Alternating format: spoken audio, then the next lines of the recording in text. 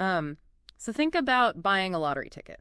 You know, you hand over your cash, and in return, you get this tiny piece of paper and like a massive, beautiful dream of what could be tomorrow. Hmm? But what if the drawing wasn't tomorrow? What if the drawing was only guaranteed to happen, well, after you die? Yeah, that changes the math entirely. I mean, it moves from a financial gamble to just a complete ideological surrender. Right. Well, welcome to today's deep dive. We are looking at a really fascinating open letter written by an old associate named Mr. Judge. He aimed this at the leadership and disciples of a group known as GMS. And just to be super clear right up front for you listening, we don't have a horse in this race. Like, we aren't taking sides or endorsing anyone here. Exactly, yeah. Our mission is just to impartially unpack the theological, logical, and even personal critiques Mr. Judge levels at this movement. We really want to explore how these ideological conflicts play out in the digital age. So the letter kicks off with this really jarring premise. GMS asserts that Mr. Judge will eventually serve as a slave in their promised future realm. Wow, okay. That is intense. Right. But Mr. Judge counters this by focusing intensely on the followers' present reality. He points out that many are currently living with severe poverty, social isolation, and even poor hygiene. Oh, man. Yeah, he essentially argues the leadership uses this promise of a deferred after-death reward to appease a highly marginalized demographic. Okay, let's unpack this because it's like a company paying zero salary today but promising a multi-million-dollar pension after you die. Yeah, no, that's a perfect analogy. But I keep thinking, why cannot GMS provide a present earthly coupon, like some tangible benefit for their followers right now today? Well, giving an earthly reward means having to actually deliver something measurable. The psychological brilliance and danger, really, of a postmortem deferment is that the leadership never actually has to prove it. Right, right. Because if the realm never materializes, the followers just, well, they won't be around to realize they were cheated.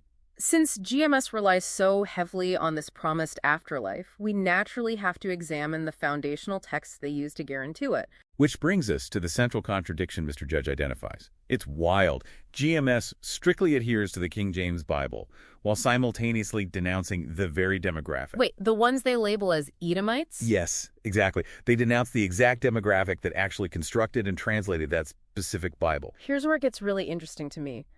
How do you reconcile denouncing a specific people while basing your entire, ethnocentric realm on a faith built by their hands? It requires a profound level of cognitive dissonance.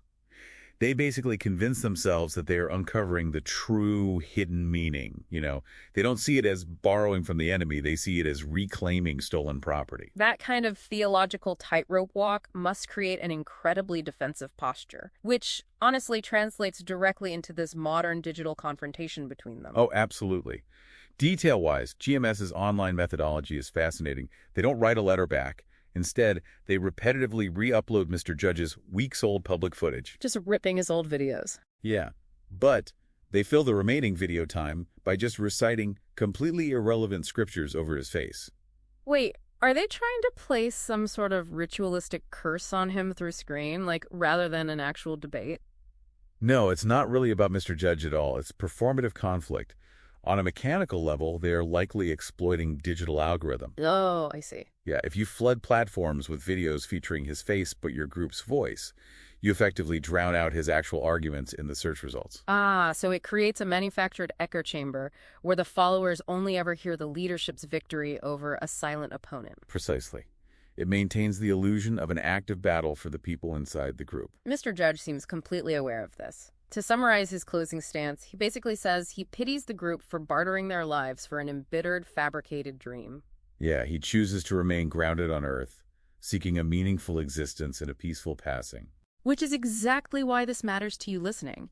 It perfectly showcases the intense psychological friction between grounded, earthly reality and extreme deferred ideologies. It really does. It's a study in trading the present moment for an unprovable future. Well, it leaves you with a final, really provocative thought to chew on. If a group's entire identity requires an opposing enemy to condemn, what would happen to their internal cohesion if that enemy simply stopped engaging with them completely?